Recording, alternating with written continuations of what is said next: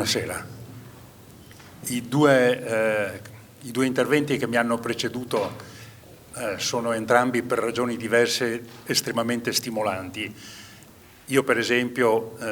mi ricollegherei all'intervento dell'UNESCO per ricordare il grande lavoro che è stato fatto nel tentativo di unificare le normative e soprattutto adeguarle sulle normative e i vincoli sui 24 siti palladiani di villa, che abbiamo chiamato insediamenti di villa. È un lavoro che ha preso alcuni anni di tempo, che ho fatto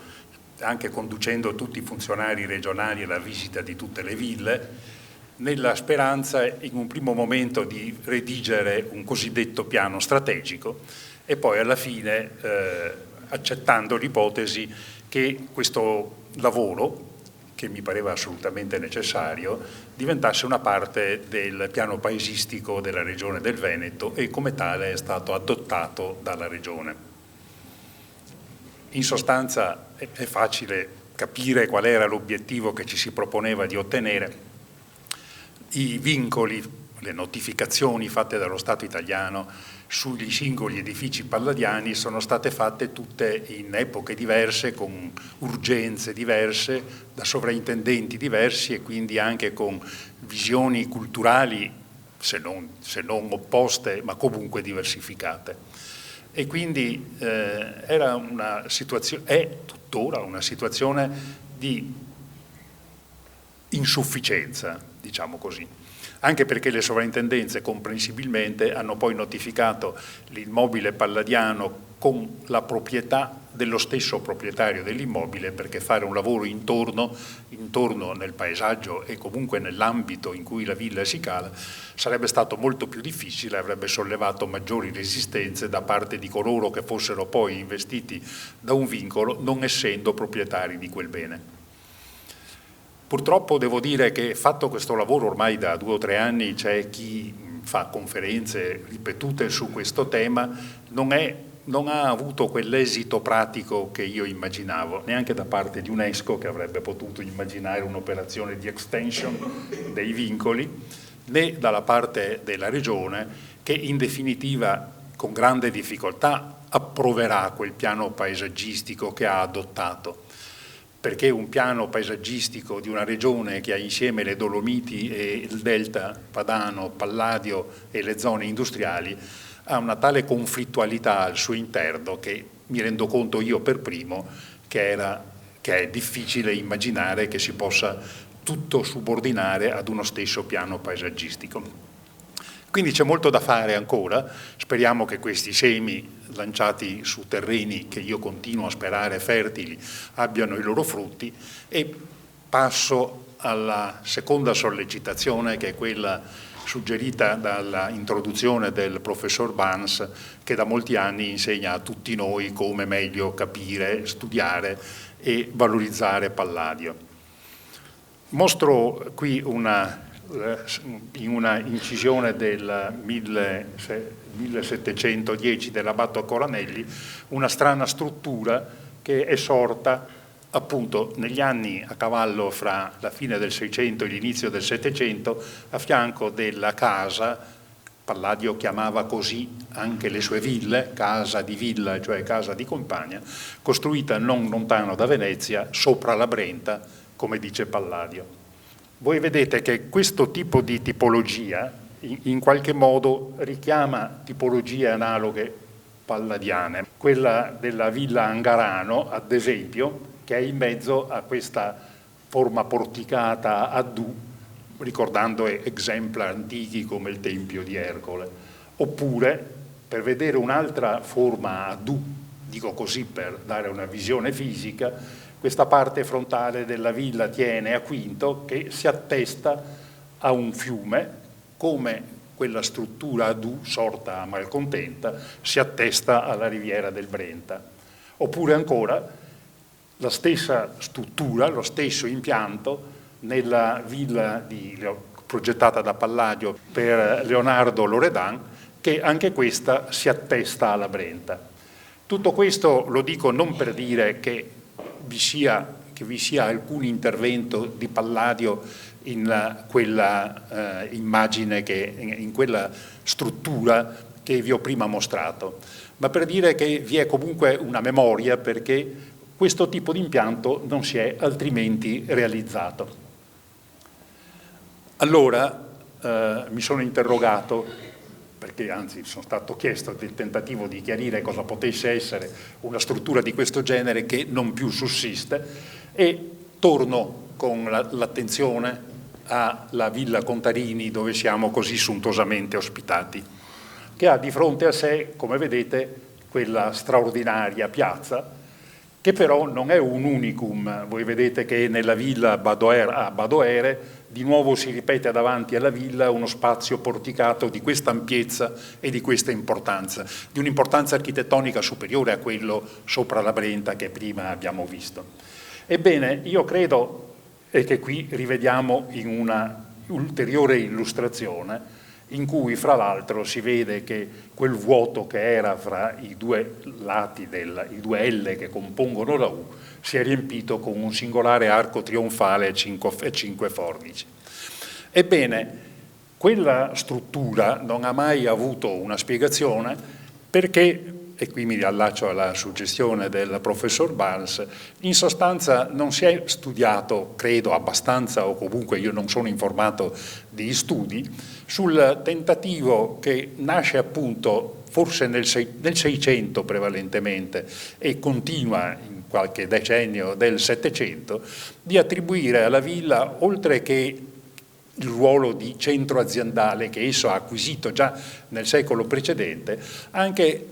il ruolo di punto di riferimento territoriale, diventando, se non lo spazio, l'ambito in cui si organizzano mercati.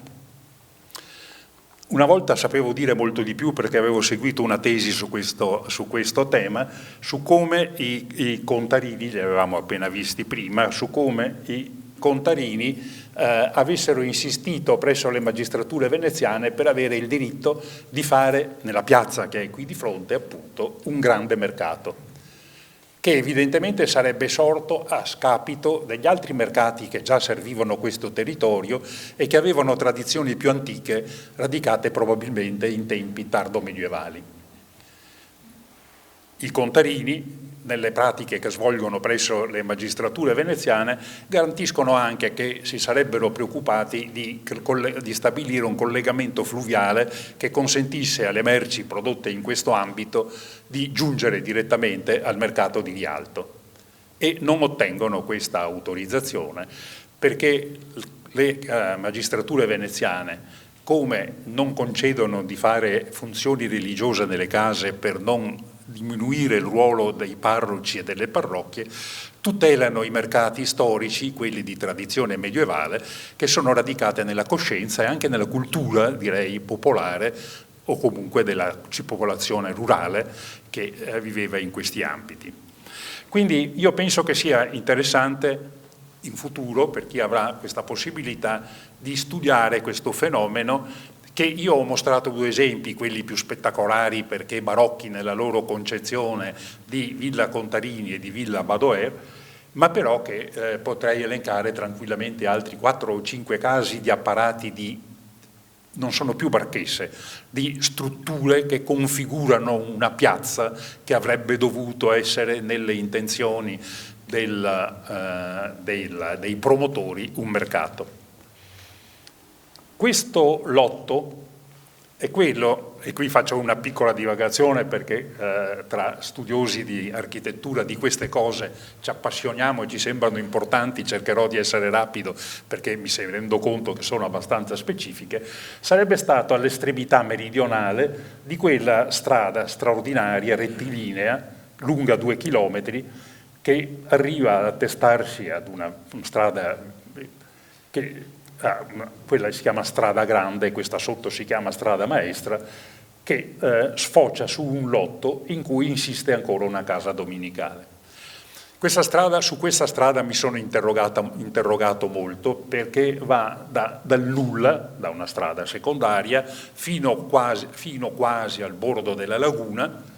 ed è una strada rettilinea, come in quel territorio generalmente acquitrinoso non ve ne sono.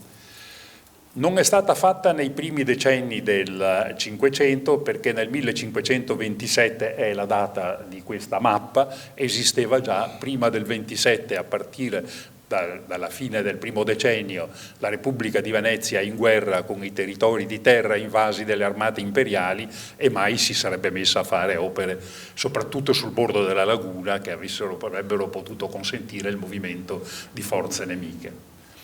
Io penso che sia ancora della fine del 400. Penso che sia stata concepita,